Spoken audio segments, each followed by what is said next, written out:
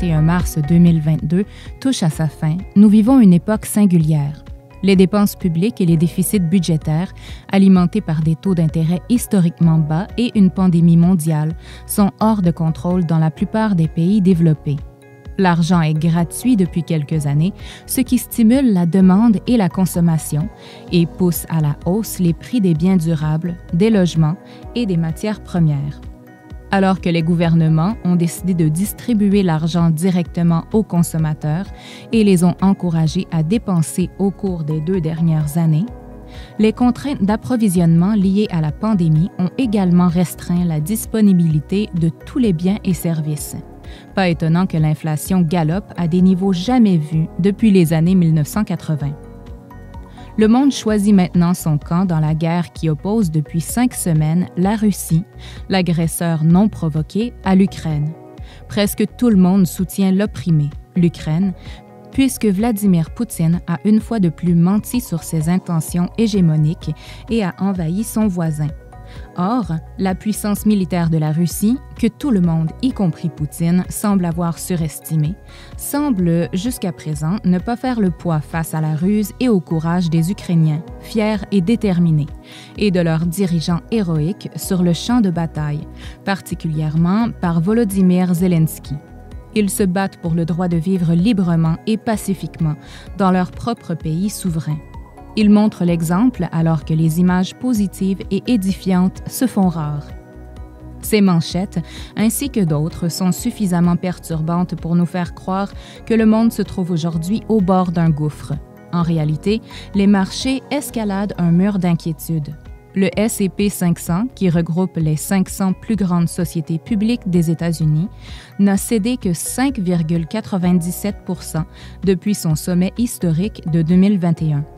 L'indice Dow Jones des valeurs industrielles, 30 sociétés, a reculé de 6,15 % par rapport à son sommet record de l'an dernier et le S&P TSX, le principal indice canadien, n'a glissé que de 1,37 % après avoir atteint son record historique le 29 mars 2022. En grande partie grâce aux performances des secteurs des matières premières, mines, acier, pétrole et gaz, qui ont bénéficié des sanctions imposées à la Russie et des répercussions du commerce mondial sur les ressources énergétiques. Les niveaux d'emploi n'ont jamais été aussi élevés et le recrutement est difficile pour de nombreuses entreprises. Les économies se trouvent en situation de plein emploi et les salaires augmentent. Bref, tout n'est pas mauvais. Des personnes et des pays du monde entier viennent en aide à l'Ukraine. Ils veulent qu'on agisse correctement à l'intérieur des frontières de l'Ukraine et que les millions de réfugiés trouvent un endroit sûr jusqu'à ce qu'ils puissent retourner dans leur pays. L'Europe pourrait enfin devenir une véritable union de pays coopératifs partageant la même vision. Les gens se tournent vers l'électrification des transports, remplacent leurs véhicules à moteur à combustion interne par des véhicules électriques et adoptent les principes ESG, environnemental, social et de gouvernance, pour un avenir plus prometteur.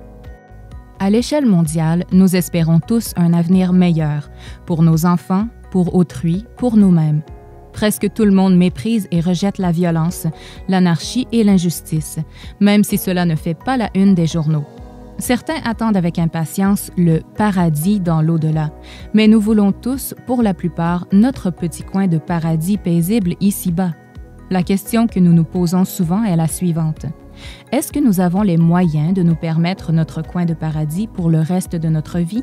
Il est important de garder la planification financière à l'esprit lorsque vous prenez des décisions importantes tout au long de votre vie. Tous vos fiduciaires doivent comprendre votre situation et prendre part de façon collaborative au processus pour vous aider à atteindre vos objectifs. Bien des gens ne comprennent pas que planifier signifie qu'il faut se préparer, mais que cela ne garantit pas que vos prévisions seront justes.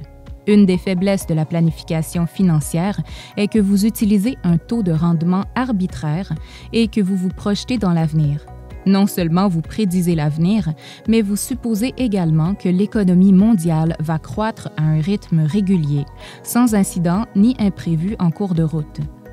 Nous n'avons jamais vu un plan qui intégrait un rendement négatif occasionnel dans le futur. Le graphique suivant illustre les rendements annuels du S&P 500 sur les presque 100 dernières années. Comment pourrait-il être réaliste qu'un plan financier soit basé sur un taux de rendement annuel unique et particulier? Il est toujours important que votre gestionnaire de portefeuille soit au courant de tout changement apporté à votre plan financier. Par exemple, vos besoins en liquidité ou l'évolution de votre situation, afin de vous aider à adapter votre plan pour l'avenir. Nous avons décidé de nous y prendre autrement pour répondre à la question, c'est-à-dire que nous nous appuierons sur les rendements historiques des actions et des obligations au cours des presque 100 dernières années, puis nous allons simuler une multitude de périodes de 30 ans pour finalement analyser les résultats et en extrapoler la probabilité de manquer d'argent en fonction d'un certain montant de dépenses annuelles. Non seulement les résultats empiriques sont réalistes, mais nous estimons aussi qu'il est plus approprié de les exprimer en termes de probabilité concernant des événements futurs. Prenons l'exemple d'un investisseur de 65 ans disposant d'un capital initial de 1 million de dollars et d'un total de dépenses de 40 000 dollars par année, indexé à l'inflation. Par total, on entend toutes les dépenses, y compris les impôts à payer. Quelle est la probabilité que cet investisseur soit à court d'argent lorsqu'il atteindra l'âge de 80, 85, 90 ans? Le tableau ci-dessous vous donnera une réponse plus ou moins juste à cette question. À partir de là, il sera plus facile de vous préparer sans faire de prévision exhaustive. La réponse dans le cas qui nous concerne serait 1. Disons que la répartition des actifs est de 80 % en actions et de 20 % en titres à revenu fixe. 2. Trouvons maintenant la ligne indiquant 40 000 $. 3. Puisque l'investisseur a 65 ans en ce moment, il aurait 85 ans 20 ans après la date de sa retraite. La réponse est 0 %, c'est-à-dire que cet investisseur ne manquera pas d'argent. Ces tableaux sont conçus en fonction d'un capital initial de 1 million de dollars.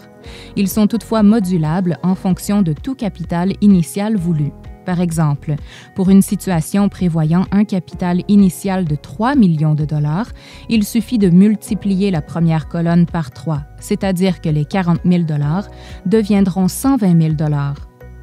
Notons en passant que si vous disposez de 1 million de dollars et décidez de dépenser 100 000 dollars par an, que la chance soit avec vous, car il y a une limite à ce que nous pouvons faire. Une dernière petite observation pour ce trimestre concernant la synchronisation du marché et la prise de bénéfices. Les clients, les comptables et autres experts du marché nous disent souvent qu'un tien vaut mieux que 2 tu l'auras. Il s'agit probablement de la citation la moins bien utilisée dans un contexte de placement à long terme. Elle va à l'encontre du principe même des intérêts composés, qui consiste à retarder la consommation pour laisser le capital croître de manière exponentielle. Regardez le graphique ci-dessous. Il nous montre l'évolution du S&P 500 depuis 1927, une tendance haussière à long terme. Nous ne savons pas pour vous, mais nous préférons miser sur les 2 ou 3 ou 4 tu l'auras éventuels. Pour plus de conseils sur l'investissement, visitez notre site web au claret.ca, claret.ca, et n'oubliez pas de suivre Claret ici.